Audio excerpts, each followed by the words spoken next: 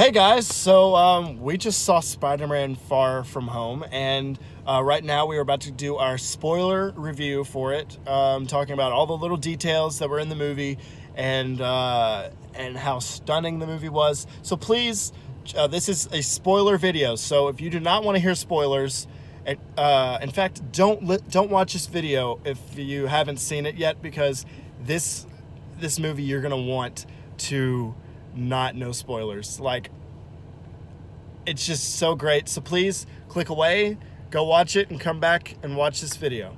All right, are you gone? You good? Are we clear? Are we clear? I think we're clear now. J.K. Simmons is back, y'all! J. Jonah Jameson! Yes! That's like the big one. That's like the real big one right now. Not even how it ended. Like, no. J. Jonah Jameson, J.K. Simmons from the original Spider-Man, Tobey Maguire, Sam Raimi series. He is back, and he's in the mid-credit scene, and the Daily Bugle's going on, and he's bald this time around, and he's got the mustache, though. And he's like, oh, Spider-Man's been fucking, you know? Also, that leads us to the whole, they know Peter Parker Spider-Man. Yes. Now. And so, like, so it ends with, what is it? It's like, it's the final battle between Mysterio and Spider-Man, and he's on that bridge. And so he had a special drone that was like cloaked so he could go and say what? Record, right? Record what was going on. And so he goes and it says, do you want to do this missile attack? And he says, yes.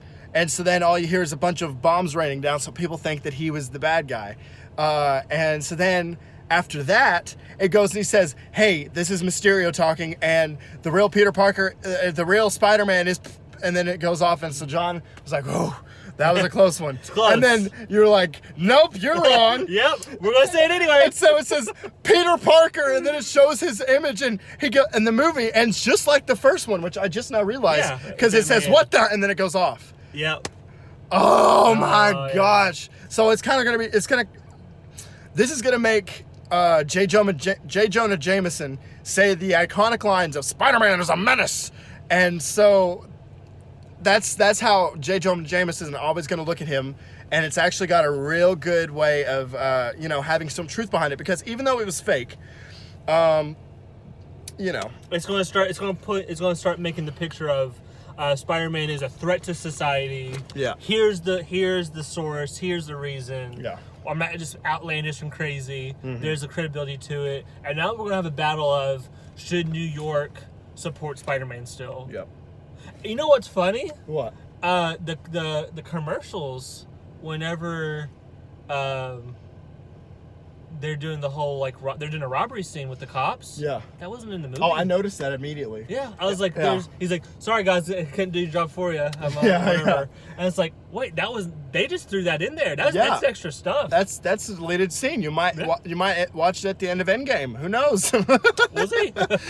But yeah, and so Mysterio is definitely the bad guy. Yes, he is most definitely the bad guy. He did it so well, and the way that they used footage from Civil War saying that this was the barf technology, and he got so mad. They're like, he called my technology barf technology, and then fired me. That just makes me so mad. And so he's like, I'm gonna be the next Iron Man and fool all these fools. And then he had all the what's another cool thing that they did is they went back and looked for actors that were in certain scenes. Like, for example, in the first Iron Man, when what's the bald guy's name? Kurt Russell or Jeff Bridges. Jeff Bridges. What did he say? Jedediah. Yeah, Jedediah Stane. He goes and when he's like, Tony Stark made this out of a box of scraps, and so he's pointing at this guy. That same guy is in this movie. And so that was really cool to see him brought back, and the other characters that did the same with. I don't remember any others specifically. They did that, and then they showed Quentin Beck back as an engineer, and then he gets fired. Yeah, and then so basically up to a certain point, we're led to believe like, okay, this is another Earth, this is another dimension. Yeah, and he tried saving his Earth, but they're dead. So this Earth he's trying to save because it's about to happen to this Earth. Blah blah blah. And you think, okay, and then there's a little second in when Spider-Man's trying to help save Prague with the Molten Man. Yeah. And he web shoots a drone, and he doesn't realize it because it's camouflaged. Yeah, it's like invisible. And you see him pull a thing back, and like it's like, what? He's like, what was that? And then he just goes back into the Ferris wheel, not even thinking about it. Right. And nobody, you don't really think about it much, and then it's like, oh. But thank God MJ was there to go and pick that drone thing up with the spider web on it, and because she eventually figures out that he's Spider-Man. Exactly. That was pretty cool. Yeah. So yeah, MJ knows he's Spider-Man. Yeah. And like she like sort of knew it, and then he tells her because stuff. Let's see what else that's important. Another big spoiler, just to throw spoilers out. Nick Fury and Maria Hill. Yeah, Maria Hill. Both Skrulls. Yep. They were on vacation. Yeah. But the main baddie from Captain Marvel, Talos from Talos and his wife, and they were both Skrulls in this movie, but you only see him in the end credit scene when he FaceTimes Nick Fury. Yeah. And so that Nick Fury is in a spaceship. Yeah, he's in a spaceship with a bunch of other Skrulls, and so I didn't really know what that was doing, but John mentioned earlier an intergalactic shield, and I was like, okay, that's actually pretty cool. Yeah. And I didn't really think of that at all. Another thing that they kind of hint towards is for future Spider-Man films, Flash Thompson. Mm-hmm. Like, it's very, very subtle. So, like, if you're not really paying attention, it'll completely go over your head. Yep. But Flash Thompson is a big Spider-Man fan. And he goes and there's, like, a few scenes where he's trying to talk to his parents. He's like, hey, mother, will you tell father? And, stuff like that, like in a text message. And then at the end, they're like, why didn't mother show up? And he was like, she was busy or something like that. And so I think that he's going to be one of the villains for Sinister Six. I don't know what villain he could be, though, because I only know Flash Thompson as Agent Venom in the comics. Here's a theory. He's the Harry Osborn of the series. He could very well be the Harry Osborn of... That's actually... Yeah, because he's, like, rich. Yep. Dude. Yep. Oh, that's crazy. So future ideas, we'll see. Let's see, that's a possibility. I mean, it's going to be a little bit before we see another Marvel movie. Yep. Which is going to be sad, because I love this. I love Marvel so much. This was the end of the best movie saga. For now. Yeah, so... Right now, they're going and shooting Black Widow, because we've been seeing set pictures of that and whatnot, and Taskmaster as well. So, yeah. What's another thing that we could talk about from the movie? So, set-wise, great sets. It's a European area, stuff, and... it's very funny. There's a lot of good quips. The comedy is pretty good in this. It's not crazy comedy. I thought the comedy was like awesome. It's very spot on. If you're a big Marvel fan, you will go into this movie and you will love every single second of this. Right. The story of Peter Parker is really well told in this, in the sense that it's foreshadowing. He's going to be the one that takes the mantle of what Iron Man was. Yeah. You see the smarts. You see the ability. He questions himself a lot. There's a point where he gives like this crazy glasses tech, to actually Quentin Beck, because he believes him. She's like, I'm not supposed to be the next Iron Man, but I think you are. And then it goes and it shows Quentin Beck, and he's like, then everything starts like hologramming away, and you're like, okay, that's it's working, it's happening, Mom. He's actually the villain. Yep. And then he just flips the switch. And so then he's like, we did it, guys. That wasn't so hard. And everybody in the bar is like, not actually, or they're all actors. Yep. And so he's like, let's go get a drink to Peter, and like, that makes more sense to me now that he said, let's go get a drink. Yeah. And then he told Peter, I think as a way to give him his glasses, he said, you look so stupid with those glasses on. Oh. And that might have been a way to give him the glasses, He's like, hold on, and then he's like, here, you try them on then. And he's like, nah, he's trying to be denial as a way to trick him. Yep. I don't think Mysterio's dead. He acted dead. Yeah, Edith, which stands for even dead, I'm the hero. Yeah. I loved that part. Where he's at the bridge scene. The bridge scene when he's like dead. London Bridge scene. So London Bridge is falling. Yeah. but yeah, basically Spider-Man, and the best thing about this movie for me is the whole Mysterio Mirage. Yes. Because he puts on this whole like smoke and mirror show, right? Mm-hmm. It's completely smoke. Everything is smoke and mirrors. All of this stuff is smoke and mirrors. Yeah. It's just all practical effects with drones. Mm-hmm. And there's so many good like trippy scenes where he is manipulating. Oh yeah. All over the place. Yeah. This crazy scenario of stuff, and it's amazing. And I'm like, that is peak Mysterio. That is absolutely what Mysterio is. And I mean, he even got me at one point. Yep. Because he goes and like he's doing this whole big Mirage thing, and then Peter falls out of this building and hits a car, and he's like, then you see Quentin get shot in the back by what you think is Nick Fury, and you're like, oh wow, that. I thought this was gonna have a bigger climactic ending. I was like, that was pretty well done. And then he goes and he says, Spider-Man, you need to tell us who. It's like this, Spider-Man, you need to tell us who you told. And so then he goes and he tells him, he's like, man, you should have thought about that because it's your boy Mysterio. And then a train hits him. Yeah, dude, it's brutal. Yeah. It is absolutely. This is Spider-Man and trains. That's the weird. That's thing. true. It's just a weird thing. Anyway, Spider-Man train montage.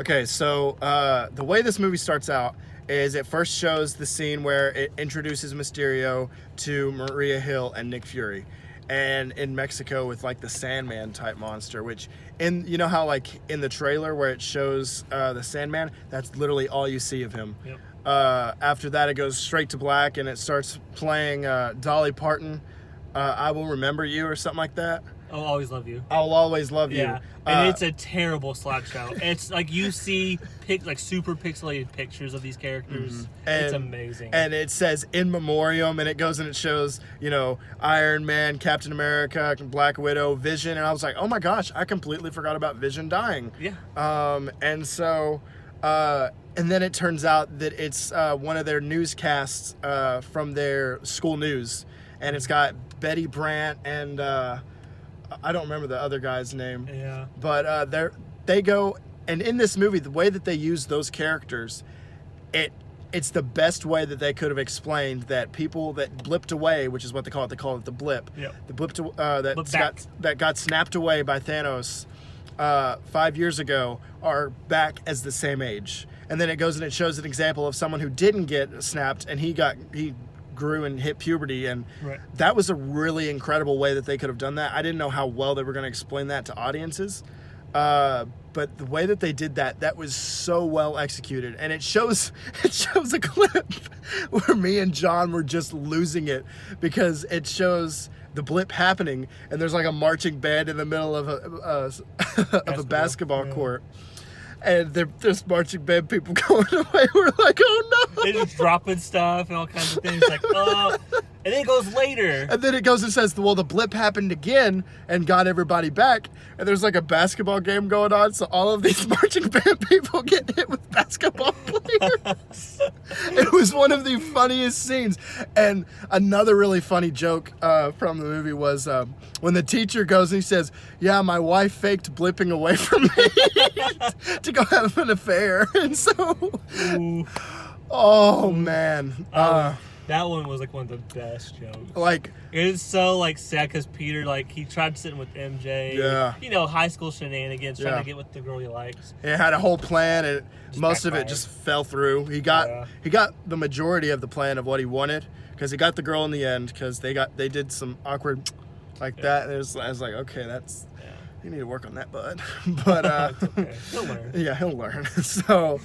And now, MJ knows. I'm not sure if we talked about that, but she definitely knows. She figured it out. The list is growing. Actually, no, the list is. The list is everywhere now. The list is everywhere now. So we'll see how they do that because that's going to be a big plot point to work with. Yeah. So the Mysterio gets his name because of a newscast in Italy. in Venice. Which is in Italy. Yeah.